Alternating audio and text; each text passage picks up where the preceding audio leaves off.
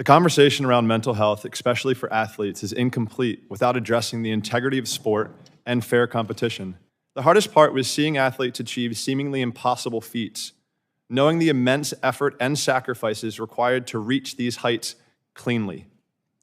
It was disheartening and demoralizing, causing pain and a profound sense of injustice. For me, I don't want kids growing up thinking that it's only doping and cheating where you're able to do these unfathomable things. Other than that, like, I have no idea.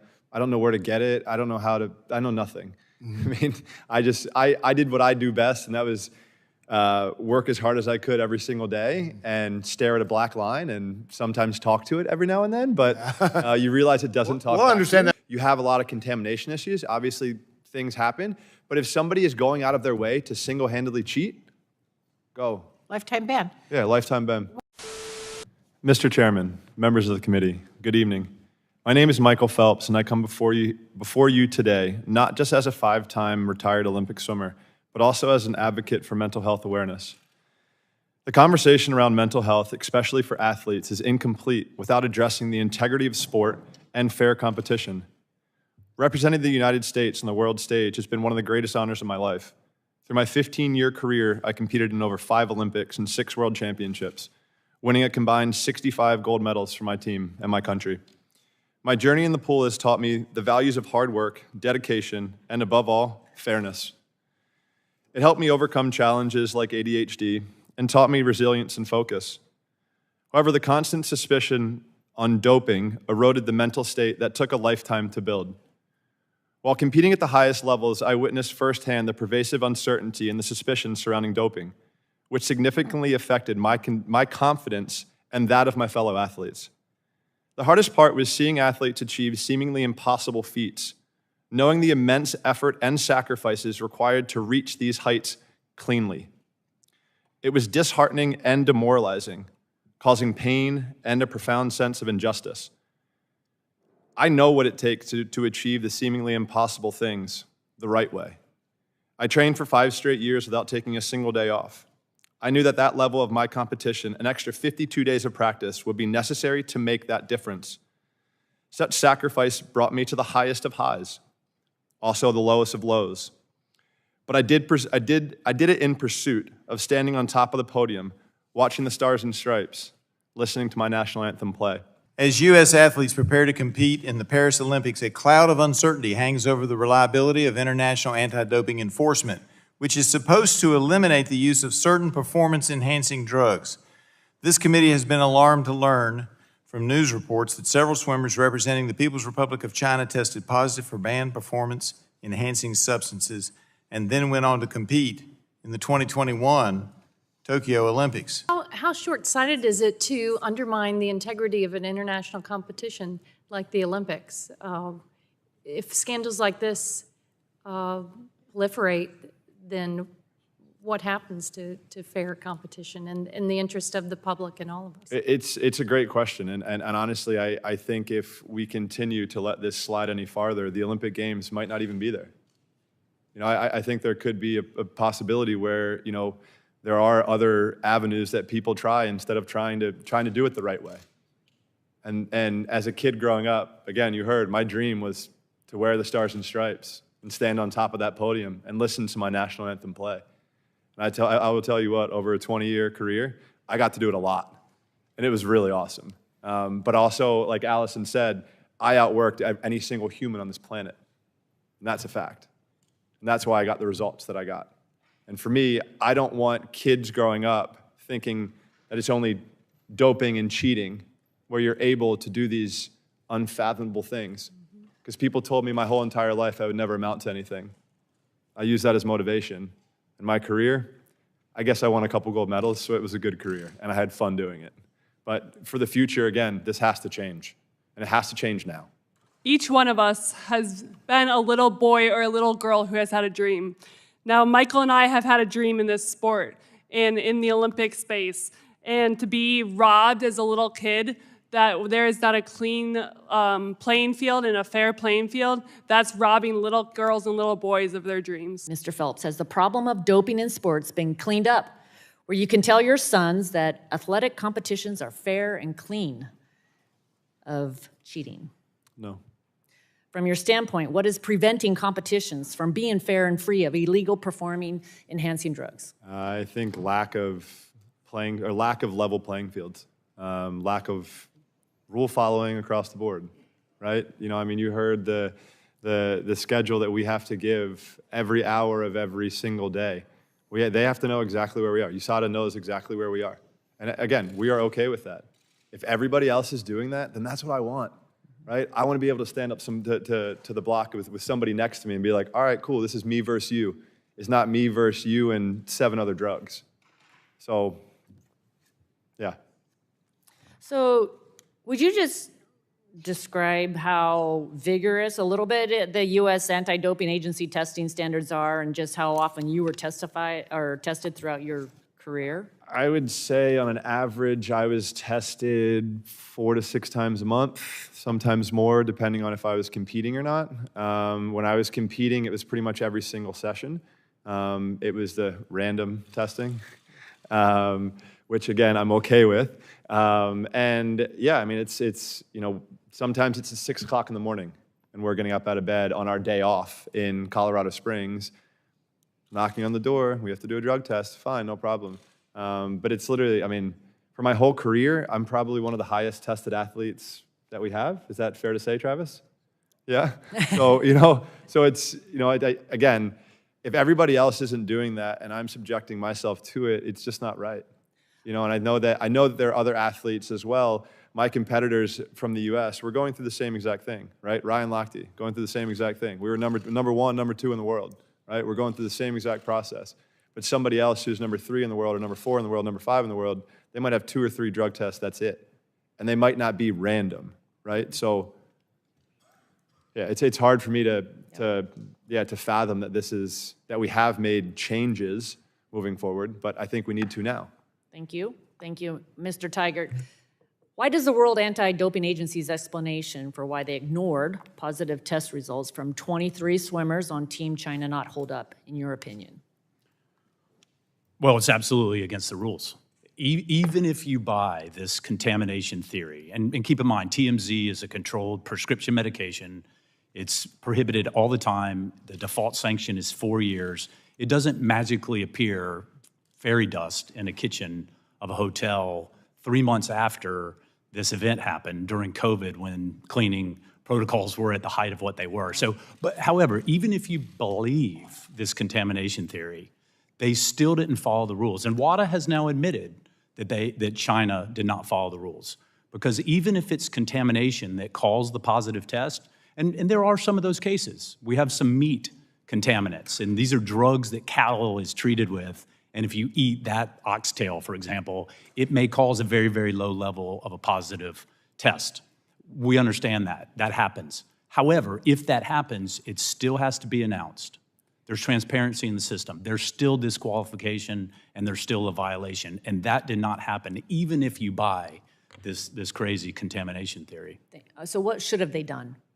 They absolutely should have appealed the lack of a provisional suspension when the notice of the positive tests were first sent. And if they were going to let the Chinese handle the case, WADA has the power to go in and grab a case out of a national organization's hands, and they handle it themselves in the first instance. And they probably should have done that when they saw that China wasn't giving their athletes due process. There was no B samples. They didn't give notice to the athletes. There was no provisional suspension, which is mandatory. But given that they didn't do that, when they then got the full file that demonstrated China swept these under the rug and didn't follow the rules, they should have immediately appealed those to the Court of Arbitration for Sport like they do in hundreds of cases. So how do they do it? And based on your experiences, are cheaters often a step ahead of the regulators? You can go. I mean, I don't really know how to be honest, right? Like, I mean, I would assume, I've heard back in the day with I guess there were just pills that were administered. I'm talking like this is Icarus, like way back then. Like people were just giving pills and you're just going and drinking and that's it. Like you don't ask questions. Other than that, like I have no idea. I don't know where to get it. I don't know I know nothing. I mean, I did what I do best, and that was work as hard as I could every single day and stare at a black line and sometimes talk to it every now and then, but you realize it doesn't talk We'll back understand to that, you. but sometimes understanding how people get around the system helps us figure out how to fix Yeah, it. I mean, I would assume they're masking agents, right? This might be a question better for you than me, but I assume they're masking agents that people can do this or that, or I'm not the You just right don't know, person you're to not ask. familiar. Yeah, Well, it's no, good that you're sorry. not, but I hope well, maybe you heard secondhand. Have you heard anything secondhand, how that would work? I've never heard anything, but I mean, we have finished thousands of yards of practices and have felt bricks in our arms. We've woken up for 5:15 a.m. practices, diving in the water at 5:15 with sore bodies, with legs that we have to walk backwards down the stairs because they feel like jello. So, like Michael said, if I have ever heard of anything, we would go right to USADA. That law makes it a crime to engage in a doping scheme at any international sports competition that is broadcast in the U.S., sponsored by a U.S. company, or in which U.S. athletes participate. Mr. Phelps, do you know about that law? No. Okay. I don't. And I'm not going to. But do you think a law that would do what I just said would be helpful for athletes who dope? I do, yeah. I mean, because they're replicated, or excuse me, there's something that happens, right? Like, they're going to get punished for it. Like, right now, people are just getting away with everything. You know, there are Right. people who are still testing positive that are still having the opportunity to compete internationally. Right. What? Not from the that's not- US, No, though. not from the U.S., no. Right. But from all over the world. And how is that possible? Right. Like, it just makes no sense. I'm one that if somebody does test positive, I would like to see a lifetime ban. Cut and Yeah. dry, right? Like, and obviously to Travis, you know, what Travis is saying, you have a lot of contamination issues. Obviously, things happen. But if somebody is going out of their way to single-handedly cheat, go. Lifetime ban. Yeah, lifetime ban. But how important, aside from the workouts and all the expertise, is the mental state of the athletes? For sure. I mean, I can touch on sort of just mental health and kind of my own experience through it. You know, I'm somebody who suffers from depression and anxiety, and I know there are a lot of people that mental health has struck into their lives because of COVID and everything we've gone through. I think loneliness has struck in people's lives more than it ever has before, and that leads to depression. So, and then you put all of that on top of you trying to prepare, and all these people around you are doing all of these things to get an edge, it's going to weigh extra on you, right? So for me, one of my things every single day that I'd like to lower, and I'd like to have some kind of involvement in lowering, is the suicide rate. I can tell you this, we've lost way too many of our Olympic brothers and sisters due to suicide. So this is something that I want to be a part of and I want to make a difference in, but when we keep having things like this, there are going to still have things that we need to address, and the mental state is very sensitive. So I think this is definitely playing a toll on a lot of people's mental state, but I think some people look at it as it's something that's out of our control. That was something that I looked at a lot throughout my career, was what can I control every single day? If I can control myself and be the best version of myself, that should be good enough. And I think people are doing that now, and people are cheating, and that needs to change. So I think that's why we're here today, trying to fight for that change for the next generation. I want to go back to a point raised by Representative Tygart about the fact that China gave an additional $2 million to WADA, but they did that right before clearing the athletes, but there was also something else that took place right after they gave the money, and that was International Olympic Committee member Yang Yang, Chinese committee member, was elected vice president. She was just in 22 reelected to her second three-year term, and it raises serious questions in my mind about the fact that I think WADA has been compromised, and particularly in clearing the 23 swimmers.